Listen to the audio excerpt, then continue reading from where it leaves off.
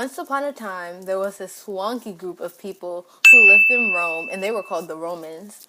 The Romans got word of another swanky group, a tad bit east, called the Greeks, who were telling stories about the world and how everything in the world came to exist.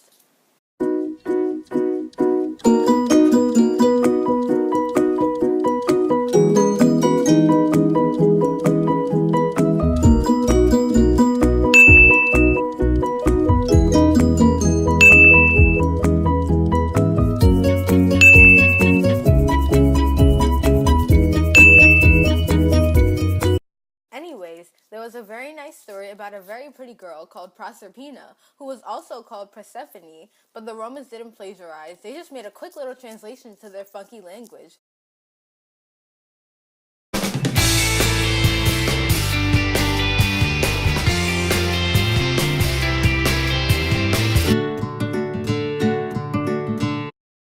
So our girl Proserpina was pretty radical.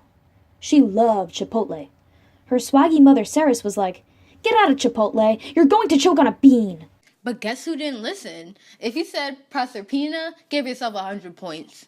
Guess what happened the next day when this goddess went back to our beloved Chipotle? If you said she choked on a bean, give yourself 3 checks. Wow, guess you really are on fire. You know what else is on fire? Proserpina's toilet. Anywho, that's besides the point. My boy Pluto. I swear on Jupiter, if I hear anything about Pluto not being a planet anymore, we shall take it to the Colosseum. My boy Pluto walked in and saved the day.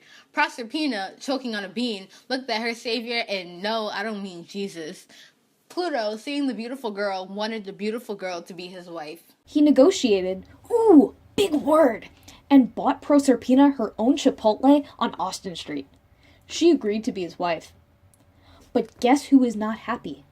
Ceres, that's right. Give yourself the golden star, you brilliant genius. From this beautiful marriage sprouted Cinco de Mayo. So, aren't we all winners here? And they all lived happily ever after. Hey, sorry to interrupt, but that's probably not what happened. They didn't have Chipotle in ancient Rome, only Taco Bell. Pluto, the king of the underworld, was a gloomy fellow. He normally hung out in the underworld. But one day, he went up to Earth, probably to get cell service to download the new Cardi B album or something, and he was on his super fancy chariot with his pupper. Only catch was this doggo had 3 heads, which I guess made it easier for watching 3 episodes of Friends at the same time, but it also made it hard for him to make friends. Proserpina, however, is able to acknowledge a good boy when she sees one. Our girl pet the dog's majestic hair not once, not twice, but like 30 times because he was a good boy. Pluto saw that she was chill and fell in love with her like right then and there, which is really creepy because technically he fell in love with his niece. Ancient people were not okay. Like, come on, people, that is not okay. Lack of morals aside, Pluto then kidnapped Proserpina and took her back to his crib in the underworld. Welcome to hell, my dudes. Proserpina was like, what incarnation? I don't want to be stuck here with my creepy uncle. But then Pluto pulled out all the stops and was like, hey, yo, buddy, yo, you want some food? As any sane person would know, food is mad good. And to be honest, most of us would do some pretty strange things for food, like Steal a car, steal a house, steal your friend's dog, steal someone else's food even though you know they'll come for you later, and even murder. Proserpina decided to starve herself by not eating anything in order to avoid the temptations of the underworld's super scrumptious menu. Nada. Zero. Like what? I can barely go 5 minutes without food, let alone 1 week. Well, guess what happens next? If you guess that she gets hungry and eats exactly 6 pomegranate seeds, congrats! You just won an extra life on HQ! Go wild, my friends. The inevitable happened. The seeds made it impossible for Proserpina to leave the underworld. Think of it like being at a Chipotle and the guac just ran out and you can't leave with your burrito until it's covered in a ridiculous amount of guac. Oh, sneaky Pluto. Hermes made it to the party a second too late. Hermes rolled down the situation.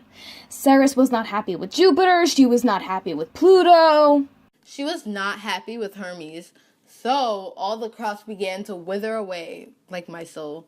The people on Earth had no food and began to die. So Jupiter strutted up to his little bro and was like, yo, Ceres is pissed, bro. I can't work with her when she's mad. Please just let Proserpina go, man.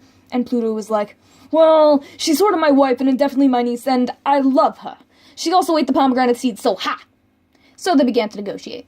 Jupiter was like, Proserpina, we need you to save the world. And in this story, the girl rescues herself, saving the destruction of the entire world. But the Romans still wanted to keep their patriarchal society. Interesting.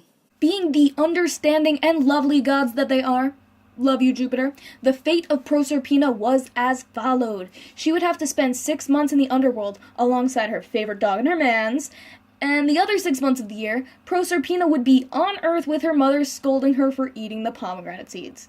At least she got to smell flowers again. Ceres, with every veil that she said to her daughter, would feel lonely and cry. Don't we all? So the weather would get chiller, and boom, winter was born. And that, my friends, is why we have the 4 seasons. According to old white guys who probably just sat at home thinking really hard about existential topics all day, but not doing anything of value. LOL, those wacky Romans.